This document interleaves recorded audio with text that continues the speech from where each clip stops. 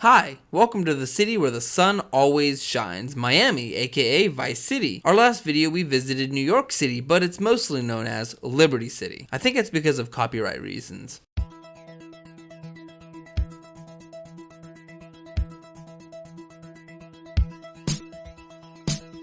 We're going back in time to 1986 where we're going to be introduced to Tommy Versetti. He's a new up-and-comer that's about to take over the streets of Vice City, and he also occasionally beats on random women, especially if they try to come after her. Of course, she probably wouldn't be coming after him if he didn't hit her first. So he beats her to a bloody pulp right in front of a cop, and the cop does nothing. Vice City PD, always got your back. He proceeds to get in the taxi that is all jacked up from the last taxi mission that he was doing. He had to stop the taxi mission because the car got too jacked up. Tommy's heading down to see Ken Rosenberg, who is a dirty lawyer that always seems to get Tommy out of trouble. Go get some sleep, he says. I have been sitting in this chair all night with the lights off, drinking coffee. This is a disaster. We are so screwed, man. These gorillas, listen to me, are gonna come down here and rip my head off. It's ridiculous. I did not go to law school for this. Okay, now what the hell are we gonna do? Shut up, sit down, relax. I'll tell you what we're gonna do. You're gonna find out who took our cocaine, and then we're gonna kill them. That's a good idea. That's a great idea. Let me think. Oh, there's this retired colonel, Colonel Juan Garcia Cortez. He's the one that helped me set up this deal well away from Vice City's established thugs, okay? Now listen, he's holding his party out in the bay on his expensive yacht, and all of Vice City's big players are gonna be there, okay? I have an invite. Of course I have an invite. But there's no way that I'm going out there, sticking my head out the door. No way, I not gonna told you, happen. shut up. I'll go myself. Oh, whoa. Hey, I like 1978 too, but you know, this isn't gonna be a beer and strippers do. I mean, no offense, but I think that you might turn heads on the runway for the wrong reasons. What's wrong with the way I'm dressed? Okay, look, here, stop by Raphael's. Tell him I sent you. He'll make you look respectable. Okay, go, come on. If you couldn't guess from the cutscene, Tommy and his crew was set up and someone stole their nose powder. Ken gave Tommy an invitation to this party so that he can meet the guy that set up the deal to find out who has stolen their drugs. But, as Ken said, this isn't 1978 anymore, and Tommy's outfit looks like 1978 smacked him in the face, so he needs to get a new outfit. Tommy steals a car because, just like in GTA 3, you can't buy them. And as you can see up at the top corner, he only has $276, but he's still richer than me. Tommy gets his new threads at Raphael's, and I have to admit, he looks pretty fly. That is, if pretty fly looks like he went to prison for 7 years, got out, and decided to get in touch with his feminine side. Might I add, Tommy also looks like he ate nothing but Twinkies for the past 20 years. Grove Street Gaming really messed up his character model. But without hesitation, as soon as he gets dressed, he sees a bike that he likes, and he decides to steal it. That's what happens in these games. If you like something, you steal it. Yes, he ran him over on purpose because Tommy is a very dominant person. The driving controls in Vice City is a little bit better than GTA 3, but they still kind of suck. As you can see, because I completely missed the mark where I was supposed to go. It's not just the turning that's bad, it's the braking too. And honestly, I don't remember it being this bad. But maybe it was. The game did come out in 2002.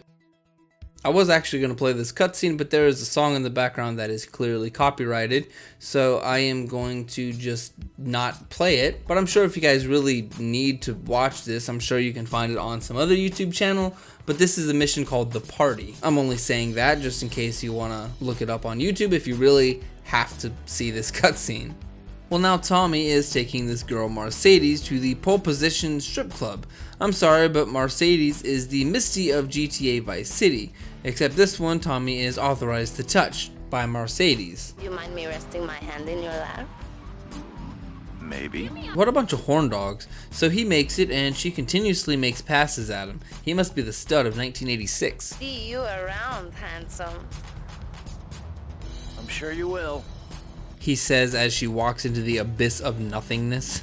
The mission passes and he gets $100. I mean, that really sucks. But I guess it is like 15 years before the previous game, so I guess inflation, you know. That's probably like $1,000 in 2001, but whatever. I turned the music back on in this game as well, and again, there are some missing tracks. This kind of sucks because Vice City has one of the best soundtracks I've ever heard. Ah, well, I hope you're having a good time, because I'm going out of my mind with worry here. What did you find out? That there are more criminals in this town than in prison. We need a lead from the streets. Okay, let me think.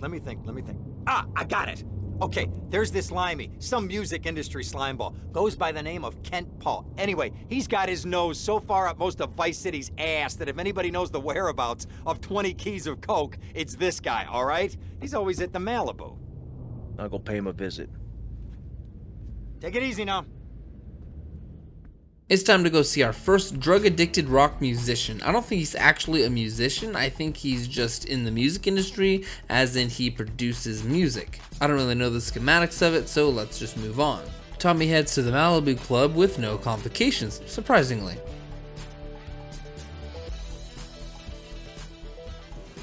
Where'd you pop up from? I've been looking for a bird like you for ages, mate. You know why I am? Looking for some English guy. Kent Paul. Kent Paul, mate. Yeah, I'm the governor around here. I'll sort things out. You know what I mean? I'll treat you. Whatever you want, I'll get you, girl. Don't you worry about a thing, mate. Get lost, honey. Wait. You Ken Paul? I'm a friend of Rosenberg's. Rosenberg. Oh, that bonkers ambulance chaser. That guy could defend an innocent man all the way to death row. It's another drink, bruv. Everybody's a comedian. Listen to me. I'm missing 20 keys and a lot of cash. Drugs, mate? It's a mug's game. What do you know about it? Oi, well, what I was coming to was, there's some chef come trumpet shifter who builds that kitchen of a hotel on Ocean Drive. He's been looking real pleased with himself lately. You could go and check him out. I will. And I'll be seeing you around.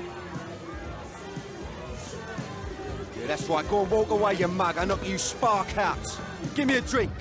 And where's that slut? I really hope that doesn't get me a copyright claim, but we will see. So now Tommy is heading out to meet the chef that may know something about the missing nose poison. On to the fight. Hey, what you looking at? You better start talking. Hey, make me, you prick.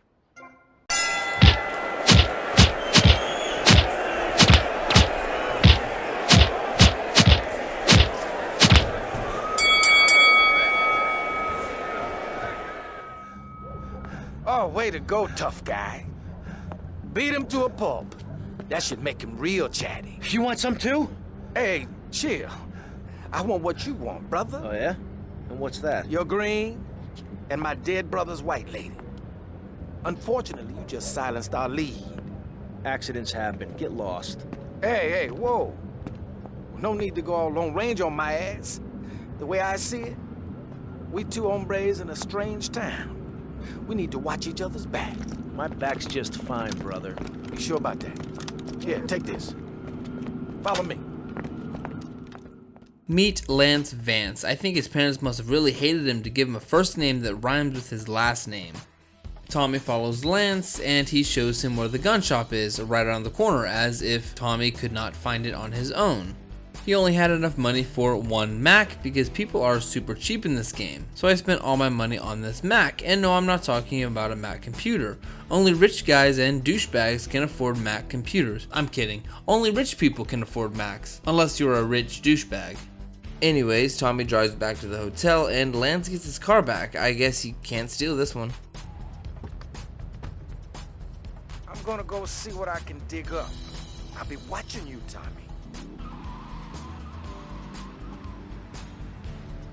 He gets $200 for this one. He didn't even make up for how much he spent on the Mac. The Mac was $300, so that sucks. But he'll start making money soon, I'm sure.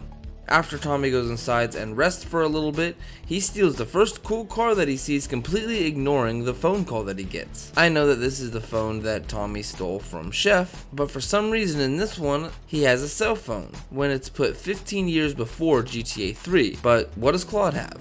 A pager. Personally, it would probably make more sense if Tommy had a pager, but I don't even know anymore. I don't even know if they had cell phones back then. I'm too lazy to look up the information, so if anyone knows, put up a comment.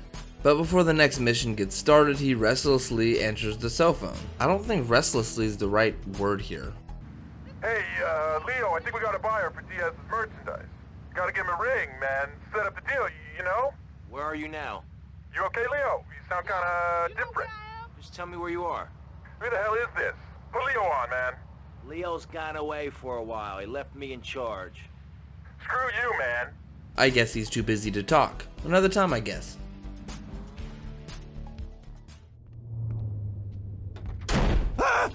Oh, for God's sake, it's you. Oh, jeez. I'm gonna need new pants. Hey, those psychos from up north, they've been on the horn, and they're coming down here soon. Now, where is the goddamn money? Relax, relax. We're not at that part yet. Oh, I thought that you were taking care of this. I really did. And now those Guidos say we gotta do them a favor. You mean I gotta do him a favor? Oh, of course that's what I mean. Do I look like I can intimidate a jury? I couldn't intimidate a child, and believe me, I've tried. Now look, it's either that or Forelli's cousin Giorgio gets 5 years for fraud. You gotta take these guys out. I understand. Help the jury change their minds. Don't worry about it. No! I tried that. The jury case didn't go so well. So make them change their minds. There are hardware stores in this game, so you can pick up hammers and chainsaws and stuff like that, and it actually takes this guy getting murdered in order for you to figure out that you can pick up hammers. Dumb Florida moron. That confirms that Tommy is in Miami, because I've never heard of Vice City, Florida. Anyways, he swaps his nightstick for the hammer and leaves to meet the juror, but not before stealing this car that tragically ended that poor guy's life. So he scares the guy so tragically that he does not show up for jury duty. Then he steals his car. I'm wondering why this car is lifted so high off the ground. Does this car have hydraulics or something? Anyways, he goes to the next dude and he smashes up the car pretty good, and it gets him a measly $400. These people are cheap in this game. For the next part, I didn't actually mean to start with the next mission. I meant to go save it, but I might as well do this one as well. But not before Tommy's phone rings. Tommy, it's Sonny. How's the suntan? I ain't got no suntan. We ain't got my money either, so I'm one of them myself. What are you doing? So tell me, Tommy, what are you doing? I'm looking for the money, Sonny. Don't worry. I am worried, Tommy. That's my style, because I seem to have this problem in my life with unreliable people.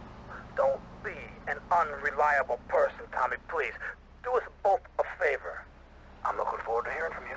He sounds like he wants to have a nice cup of tea with Tommy. Tea time with Tommy. Avery, goes without saying. Tommy, any progress? No. Tell me later. Tommy, this is Avery Carrington. I believe you met at the party? Not in person? Howdy. Avery here has a proposition. Haven't we got other things on our mind? I'm trying to keep the wolves from the door.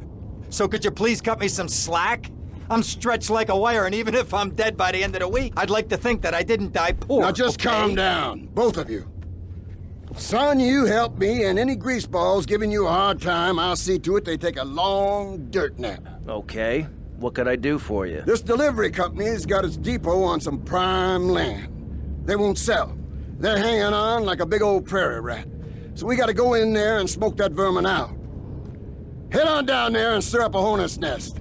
The security will have their hands full, and then you can sneak in and put them out of business. And you could drop by Raphael's for a change of clothes. You might be there a while, but yeah, go for it. Should be a riot. If the balls drop like they should, stop by my office sometime. Tommy has to go back to the Ninja Turtles clothing store called Raphael's. At least that's what the bottom of the screen was telling Tommy, but he advises against this and decides to go straight to the construction workers to cause a riot. He punches a few people to cause the riot, and then he blows up the truck that he needs to, and this time he got $1,000 instead of $100. That wasn't too bad. He hops into this boring blank box truck that says nothing about Yo Mama on it. I guess the whole Yo Mama was real big in the late 90s, not 1986. And that's the end of this video. I'm actually going to call it, but I do got to let you guys know that I'm currently starting a schedule on my videos. From now on, I'm only going to be uploading twice a week for the most part. I'll be uploading every Friday at 5 p.m. and every Saturday at 5 p.m. That way it'll be easier for you to engage my videos, because now you will know when I'm going to be uploading. And that's 5 p.m. Eastern time, by the way, because I live kind of sort of the center of the East. I live in the Eastern time zone of the United States, so yeah. There might be some occasion where I upload throughout the week, depending on what GTA Online has to offer. Sometimes they might have a special update, something like that, and I like to cover stuff like that on my channel. But as for now, make sure you stay tuned for my next video, which will be about San Andreas, where we learn a very valuable and important life lesson. Never claim diplomatic immunity when in fact you don't. All right, bye. Cheaper, more efficient. Hola, is this Mr. Versetti? Yeah. This is Cortez. You were at my party? Yeah, I remember. Mr. Versetti, it was a most unfortunate incident that happened when you business deal. I know. I want you to know me and my people are doing their utmost to get to the bottom of it. If you'd like to talk to me more privately, you can find me at the boat, huh? Okay? Good day, senor.